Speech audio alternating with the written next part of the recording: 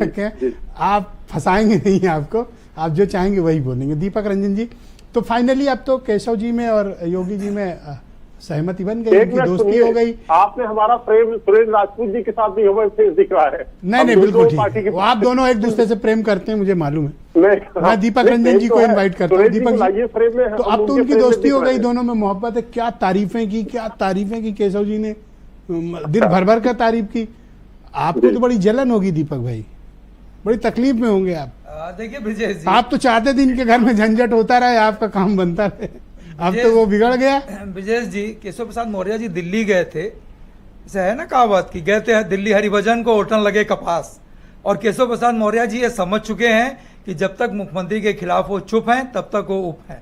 वो जानते हैं कि जो है कई बार उन्होंने फ्रंट फुट पे आकर के उन्होंने बैटिंग करने की कोशिश की, लेकिन हर गेंद पर बोल्ड हुए वो। और आज की तारीख में जब उत्तर प्रदेश के SC ST वर्ग को, OBC वर्ग को इनकी जरूरत है, या तो केशव प्रसाद मौर्य जी कह दें कि हम SC ST वर्ग को PDA के साथ हम नहीं है। अभी आपने देखा होगा कि जिस तरीके से अभी 69,000 में तो उन्होंने जीत का वेलकम किया और कहा कि उसके बाद फिर क्यों बैकफुट पे आ गए। देखिए, भारतीय जनता पार्टी का पूरा नाम होना चाहिए बैक जाओ पार्टी।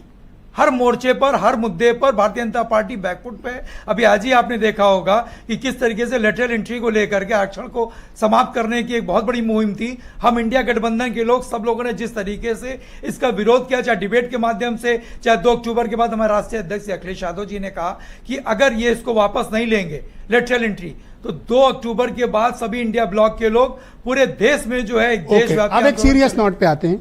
केशव प्रसाद मौर्य के राजनीतिक रुख में इस बहुत बड़े परिवर्तन का कारण आप क्या मानते हैं?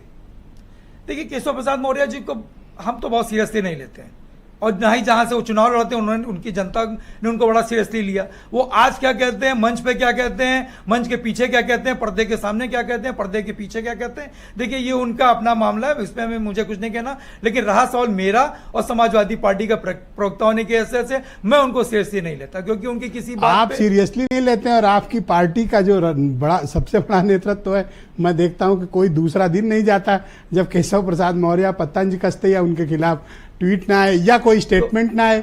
तो अगर सीरियस नहीं ले रहे हैं तो फिर उनको टारगेट क्यों? तो हमारे राष्ट्रीय अध्यक्ष जी ने तो कहा तो कि अगर आज उनको मुख्यमंत्री जी डांट दे तो चुप हो जाएंगे, वो उनकी बोलती नहीं निकलेगी। देखिए, इनका रिमोट जो है वो दिल्ली में, और दिल्ली से रिमोट से कंट्रोल से ये आया कि भाई कुछ दिन के लिए भी शांत रहो, अभी उपचुनाव होने वाला, उसके बाद अपना उपचुनाव तो घोषित ही नहीं हुआ भाई। लेकिन भाई है तो कोई उपचुनाव अभी नहीं है, जब घोषित होगा तब देखेंगे। देखिए, माहौल अभी से बनाया जा रहा है, लेकिन कल को केशव प्रसाद मौर्य जी क्या एक्स पे पोस्ट कर दें, क्या मंच पे कह दें, क्या संगठन को लेकर के कह दें, क्या सरकार को लेकर कह दें, कब जो है मीटिंग में जाएं, कब मीटिंग में ना जाएं, जो नहीं उपचुनाव की संभावना, इसलिए मैं खारिज करता हूं कि अभी हम अगस्त में चल रहे हैं, 4 अक्टूबर तक तो कोई चुनाव की घोषणा नहीं होने वाली।